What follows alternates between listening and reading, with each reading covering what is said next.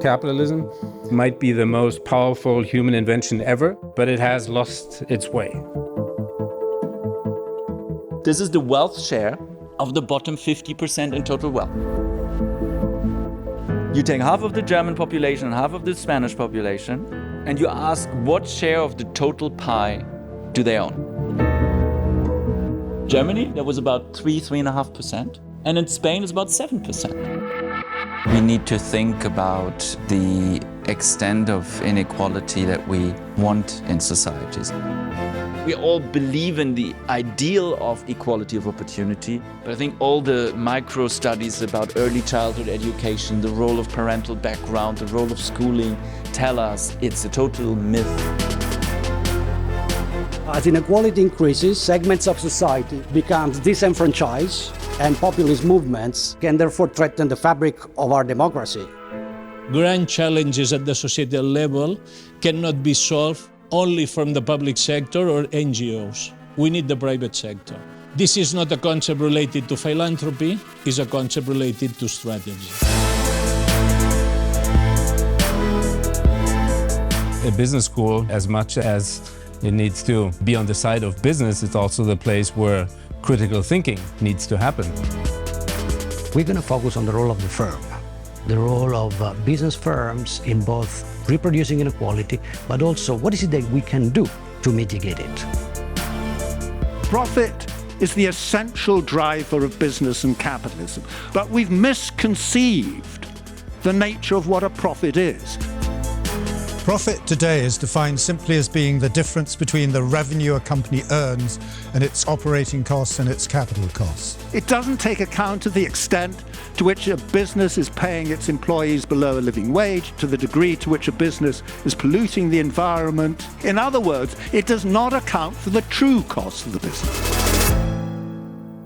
Until now, we've regarded the harms and benefits that companies create for others as being externalities. They're external to the firm.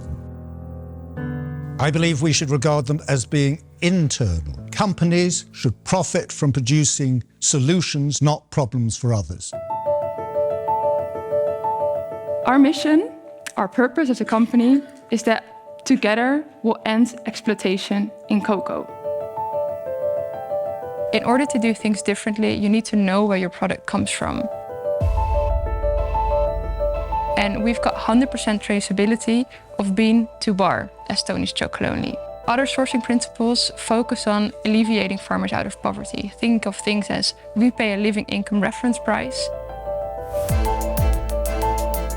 I'm here to do two things. One is to prevent societal collapse, apparently, and the second thing that's even more challenging is talking about fair pay at work.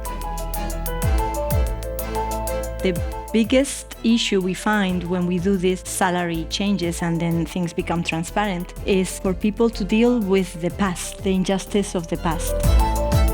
We talk a lot. Maybe there were things that were wrong in the past, but we need to live with that and start building now a future.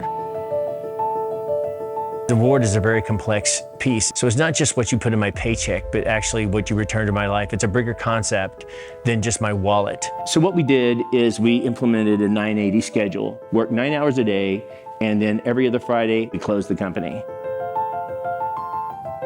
3,000 pounds of carbon emissions and 400 gallons of gas a year. That's what we saved by just closing 1 day a week. Employees said they had a better experience, and it was ultimately a benefit that they said was the #1 benefit of the company, one of the reasons why they work there every day. The keywords here have been transparency, fairness, people at the center, and all those have to do with trust. Trust among the people, and trust is something embedded in culture. Investing should not be just about risk, return, and impact. The concept of impact investing goes beyond the traditional divide between investing and philanthropy. Out of 50 deals, we only lost partial money in one of them. The rest did amazing. But that risk perception exists, exists in the investors because they think you're going to leave some return on the table if you are going to pursue impact. We have to encourage public-private strategic partnerships and encourage the social investment. To face this massive challenge like homelessness in our case, we can only do it by joining forces. There is no other way.